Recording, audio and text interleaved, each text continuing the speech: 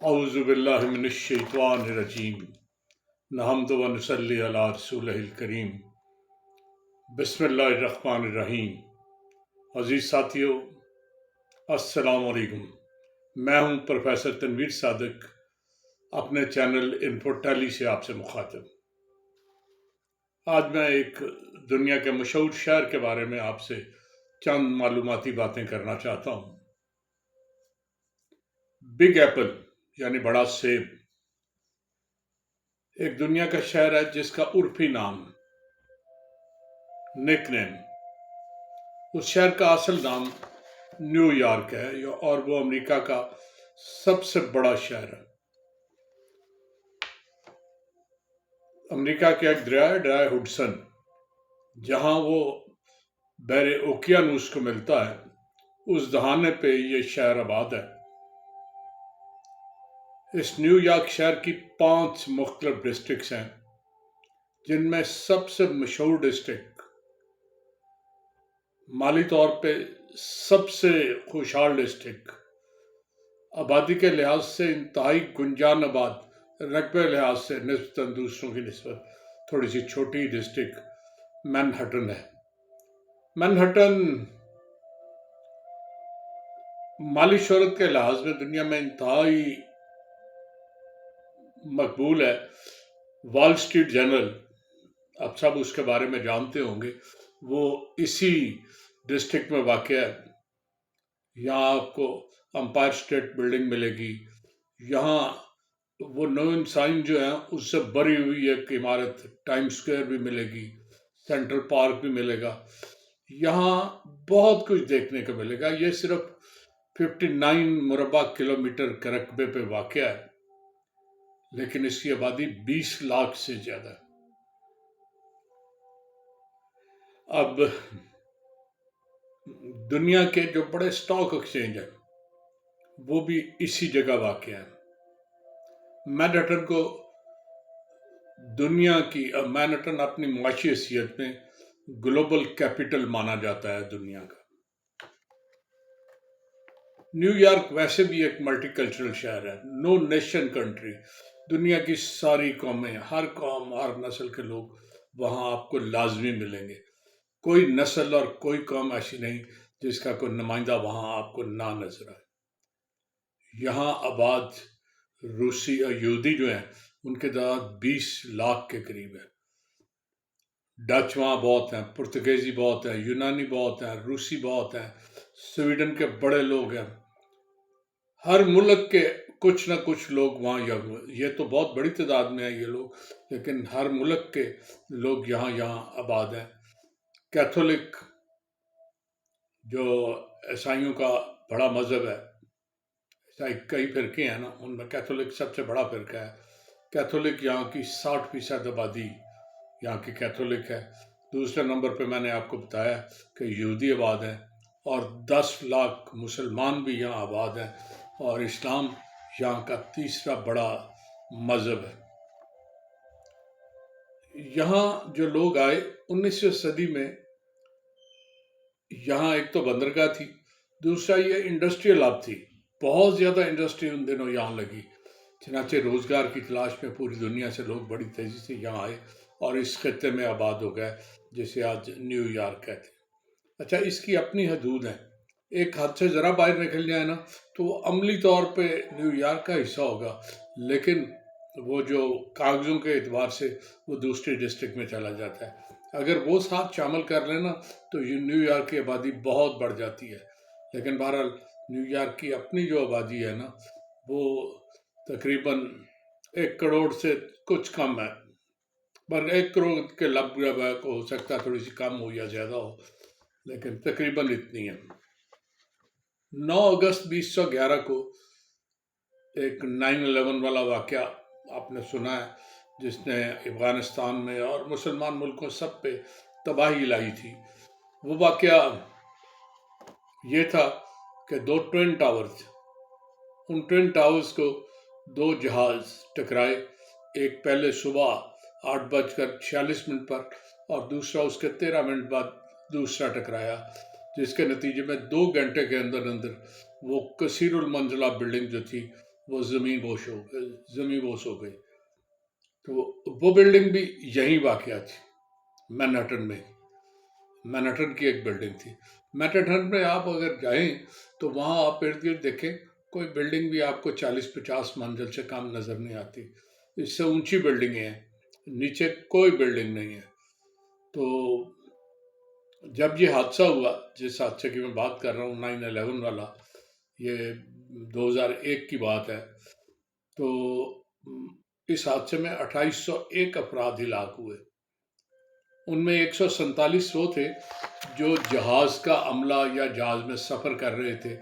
جہاز کا کریو اور جہاز کے مسافر بھی 147 شامل کیے جائیں تو کل 2801 بندے تھے جو بیچارے اس دن ہلاک ہوئے. اب جب وہ ٹکرائے، وہ ٹاور گر رہا تھا، بڑی تیزی سے گر رہا تھا، اور 2 گھنٹے میں وہ بالکل زمین بوس ہو گیا. اس دوران شہر میں دھوئیں کے بادل تھے، ڈسٹ کے بادل تھے، اور سانس لینا مشکل ہو رہا تھا. افراتفری کا عالم تھا. لوگوں نے سمجھا پتہ نہیں کیا ہو گیا ہے. وہ اپنی جان بچانے کے لیے دڑ دڑ دائیں بائیں اوپر بھاگ رہے تھے. اس وقت تک لوگوں کو یہ پتہ ہی نہیں تھا کہ کیا ہوا ہے. اور لیکن افراتفری کے عالم میں سواری کوئی نہیں مل رہی، ٹرینیں بند، بجلی بند، ہر چیز، گیس بند، کوئی چیز ایسی نہیں تھی جو کھلی ہو تو لوگوں کو بھاگنے میں کو ہیلپ فل ہو سکے. وہ بڑے لاچار اور مجبور کوئی راستہ ڈھونڈ رہے تھے کہ کسی طرح یہاں سے یہ جو حادثہ پیش آیا اور جو دھواں ہے اس سے نجات پائیں. سانس لینا مشکل ہو رہا تھا. ایک امریکی جہاز تھا جس کا کپتان فرائڈ ٹاس تھا. وہ کہتا ہے کہ 10 تاریخ کو میں بڑا مصروف رہا، ایک پارٹی تھی، انہیں مختلف جگہ سیر کرانے میں واپس آیا ہوں. میں اور جہاز کا عملہ جب وہاں پہنچے، ہم نے مسافروں کو خدا حافظ کہا، کھانا کھانے کے لیے ایک جگہ بیٹھے، تھوڑی سی شراب پی تو تھکاوٹ سے برا حال تھا. ہم سارے اٹھے اور اپنے اپنے بستروں کو سونے کے لیے روانہ ہو گئے. صبح کا وقت تھا تو میں نے دیکھا الارم بجنا شروع ہو گیا. بڑا زوردار الارم تھا، وہ بجتا تھا کبھی کبھی. میں مزے سے پھر سو گیا. کہتے 2 منٹ ہی گزرے تھے، الارم پھر بجنا شروع ہو گیا. پھر وقفہ آیا، پھر بجا. میں بڑا پریشان کیا یہ بار بار الارم، یہ سائرن جو ہے، یہ سائرن بار بار کیوں بج رہا ہے. میں نے کہا چلو اٹھوں، ایک تو باہر کافی شاپ ہے قریبی، وہاں سے کافی پیوں اور ان سے پوچھوں کہ ہوا کیا ہے. کہتے ہیں آنکھیں ملتا ہوا میں اس کنٹین پہ پہنچا تو اٹینڈنٹ کو میں نے کہا کیا بات ہے، سائرن کیوں باہر. کہتا ہے میں نے اس کا چہرہ دیکھا، وہ بڑا خائف تھا. تو میں نے کہا کیا ہوا ہے تم اس نے پیچھے ٹی وی کی سکرین پہ، تو ٹی وی کی سکرین چل رہی تھی.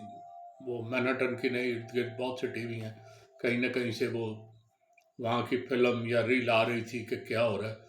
کہتے میں نے دیکھا پیچھے دھواں ہی دھواں، آگ ہی آگ، اور وہ ٹاور نیچے گر رہے تھے. کہتے میں نے باہر نظر ماری، میں نے غور ہی نہیں کیا، باہر بھی سب طرف دھواں. کہتا میں نے کافی پوسٹ پون کی اور تیزی سے بھاگا. شہر کی طرف دیکھا تو افراتفری کا عالم، لوگ بھاگ رہے تھے دائیں بائیں. کہتا میں نے اپنے 60 کے قریب جو دوست تھے جو میرے ساتھ کام کرتے تھے انہیں آواز دی کہ اٹھو، جلدی سے اپنے یہ جہاز نکالو، یہ جو بحری جہاز تھے. میرے 52 ساتھی جو میرے ساتھ کام کر رہے تھے انہیں میں نے فوراً برتھ پر پہنچنے کا کہا. کہتا ہے لمحوں میں سارے کے سارے وہاں موجود تھے اور تھوڑی دیر میں ہمارے پاس 150 سے زیادہ کمرشل جہاز تھے. ایک ٹگ بوٹس ہوتی ہیں وہ تھیں، پیرس تھیں، چارٹر جہاز تھے اور بہت سی طرح کے جہاز تھے جو بحری جہاز جو بڑی تیزی سے پہنچ گیا اور انہیں ہم نے پورے جزیرے میں ساتھ ساتھ پھیلا دیا کہ جہاں جہاں بندہ نظر آئے اسے بٹھائے جاؤ. تھوڑی دیر میں وہ جو مینہٹن کا زیریں علاقہ ہے جو سمندر کی طرف ہے، اس کے ارد گرد کشتیوں کا ایک جال بچھ گیا. لوگ بھاگتے ہوئے آ رہے تھے پناہ کی تلاش میں. وہ وہاں آ رہے، اسکولوں کے بچے، کالجوں کے بچے، وہ پریشان تھے.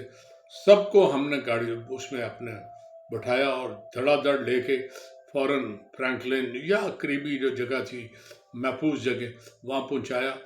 بار بار ہم آتے اور بار بار لوگوں کو شفٹ کرتے رہے. بعض ایسے پرائیویٹ لوگ بھی آئے جنہوں نے کہا کہ مجھے فلاں جگہ پہنچا دو، ہم تمہیں اتنے ڈالر دیتے ہیں. کہتے ہیں بہت سی ایسی پیشکشیں ہوئیں، لیکن ہم نے نہیں. ہم نے کہا جو کام کرنا ہے اجتماعی، ہمارے ساتھ بیٹھو، ہم تمہیں پہنچا دیں گے محفوظ مقام. لیکن یہ نہیں ہو سکتا کہ تمہارے لیے اپنا راستہ چھوڑ کر کہیں اور جائیں. آج ہمیں یہی کام کرنا. چنانچہ ہم نے لگاتار چند گھنٹے کام کیا. 1 بجے کے قریب ہم 5 لاکھ سے زیادہ لوگوں کو مینہٹن سے نکال کر محفوظ مقام تک پہنچا دیے. ان لوگوں پہ جو چہروں پہ خوف تھا، جو ہراساں وہ نظر آ رہے تھے، جو پریشانی نظر آ رہی تھی، وہ دور کرنے کے لیے ہم نے انہیں بہت سے ساتھ قریبی جزیروں پر پہنچا دیا. اور ہر کشتی کے مالک نے اس میں بھرپور حصہ لیا. یہ کوئی منظم چیز نہیں تھی، تو گورنمنٹ کی انسٹرکشن نہیں تھی، کچھ نہیں، انسانی ہمدردی تھی. یہ ایک قومی جذبہ تھا جو ہمارے اندر جاگا اور جس کی وجہ سے ہم نے یہ سارا کام کیا. تو تاریخ میں اگر مطالعہ کریں تو یہ دنیا میں وہ لوگ جو مصیبت میں پھنسے ہوئے تھے، سمندر کے راستے ریسکیو کرنے کی سب سے بڑی مہم تھی، جس میں 5 لاکھ لوگوں کو کسی منزل پہ پہنچایا گیا. اور اس کی سب سے بڑی خوبی یہ تھی کہ سارا کام ہم نے اپنی مدد آپ کے تحت کیا. اس میں کوئی انسٹرکشن نہیں تھی، کوئی کچھ نہیں تھی. تو یہ ہوتے ہیں قومی جذبے. ایک ہم ہے کہ ہم میں 2 جذبے، نہ قومی جذبہ پیدا ہو سکا ہے اور نہ اسلامی جذبہ. ہم ایک قوم ہیں مسلمان کی حیثیت سے، کوئی نہیں مانتا، کہتے سبھی ہیں. ہم ایک قوم ہے پاکستانی حیثیت سے، وہ بھی کوئی نہیں. ہم سندھی ہیں، ہم پنجابی ہیں، ہم بلوچی ہیں، ہم پٹھان ہیں، اور ہم بہت کچھ، لیکن ہم پاکستانی نہیں ہیں. ہم ایک مسلمان، بہرحال نام کے مسلمان ہیں، لیکن مسلمان قومیت نہیں ہے. یہی وجہ ہے کہ آج غزہ میں تباہی ہو رہی ہے اور ہمیں کوئی احساس نہیں.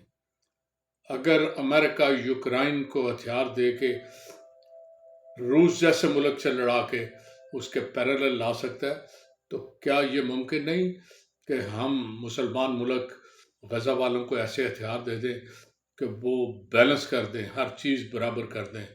اگر وہ غزہ پہ تباہی پھر رہی ہے تو تل ابیب میں اس سے ڈبل تباہی پھر رہی ہوتی.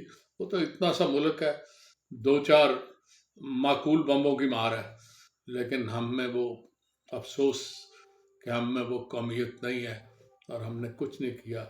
غزہ والے مرتے رہیں گے اور ہم دیکھتے رہیں گے. اجازت چاہتا ہوں. اللہ حافظ.